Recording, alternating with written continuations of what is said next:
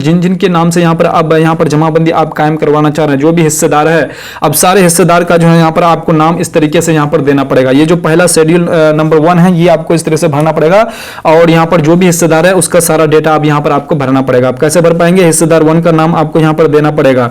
देखिए बहुत सारे लोगों का ये भी सवाल रहेंगे कि ये हिस्सेदार जो 1 है, राकेश, मान के चले 5 भाई है और ये मान के चलिए पहला भाई है और जो इधर से 4 भाई और 5 भाई 4 भाई और होंगे, तो इनका जो है मान के चलिए ये अभी इनका डेथ हो गया है, ये इनका डेथ हो गया, इसका बेटा बेटी बचा हुआ है। तो आपको पहले जिनका डेथ कर गए हैं वो उनका, अगर वो डेथ कर गए हैं एक भाई, तो इसका यहाँ पर पहले लिख देना पड़ेगा। उसके बाद उसका नाम यहाँ पर इस तरीके से जो है, जो मर गए हैं तो आपको इस तरीके से लिख करके और इस तरीके से जो है यहाँ पर आप लिख करके इस तरीके से लिखकर इसका पिताजी को लिख करके, इसका पिताजी का जो भी नाम होगा, उसके बाद इसका क्या संबंध है, पिता का संबंध है तो आपको पिता लिख देना है।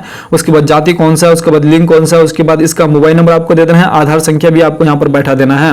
उसके बाद इसका पूरा पता जो है आपको यहाँ पर आधार कार्ड के हिसाब से आपको बैठा देना है। आपको बिल्कुल गलती नहीं करना है। अगर आप गलती करेंगे तो फिर आप समस्या में पड़ सकते हैं, तो आपको गलती बिल्कुल नहीं करना है। तो ये चीज आप बारीकी से हम आपको बता रहे हैं, आपको बारीकी से समझना है और आप आसानी से जो आराम से अपना खुद का जो है पेपर आराम से आप भर सकते हैं। तो ये चीज आप समझ गए। अगर मान के चलिए इसका डेथ कर गए हैं तो इसका बेटा बेटी जो भी होगा इसका नाम यहाँ पर आपको दे देना है। उसके बाद इसका क्या संबंध है वो दे देना है।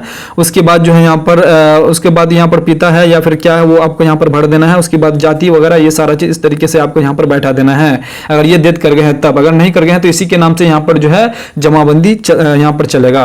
तो ये यहाँ पर भर लिए। उसके बाद जो शेड्यूल 1 से हित अर्जित किए गए भूमि का विवरण अब यहाँ पर देना पड़ेगा। अब भूमि का विवरण देना पड़ेगा, कौन सा खेसरा में कितना जमीन पाया, कौन से खाता से जमीन इसको मिले हैं। तो यहां पर आपको जो, अगर आपके पास कंप्यूटर जमाबंदी अगर है, आपके पास तो नहीं होंगे क्योंकि आप अपने नाम से जमाबंदी कायम करवाना चाह रहे हैं, तो ये आपको पूरा ऐसे डैश कर देना है। इसको खाली नहीं छोड़ना है, खाली छोड़ना ही नहीं है इसको, क्योंकि इसे खाली छोड़ने के लिए मना कहा गया है। तो इसको खाली नहीं छोड़ना है, इस तरह से आपको डैश कर देना है। उसके बाद जो खाता आपका जितना भी होगा, 1 हो सकता है, 2 हो सकता है, 3 हो सकता है, 4 भी हो सकता है। तो खाता अगर मान के चलिए आपके केस में एक ही खाता है तो आप एक ही खाता बैठा करके जितना उसका प्लॉट होगा वो सारा प्लॉट आपको यहाँ पर भर देना है। तो ये सारा चीज आपको कहां मिलेगा? आपका जो है केवाला में आपका सारा चीज लिखा हुआ रहेगा, वो सारा चीज आपको यहाँ पर मिल जाएगा। अगर आप चाहते हैं कि हमें केवला पढ़ना नहीं आता है और हम कैसे इसे यहाँ पर कर पाएंगे, तो उसके लिए भी मैं अलग से जो है एक वीडियो बना दूंगा। अगर आप कमेंट करेंगे तो कैसे इसके हम कहाँ पर खाता, खेसरा और रकबा लिखा हुआ रहता है वो भी हम आपको बता देंगे कैसे कर पाएंगे। अगर आप कमेंट करते हैं इस पर तो इस पर भी हम वीडियो बना करके अपलोड कर देंगे।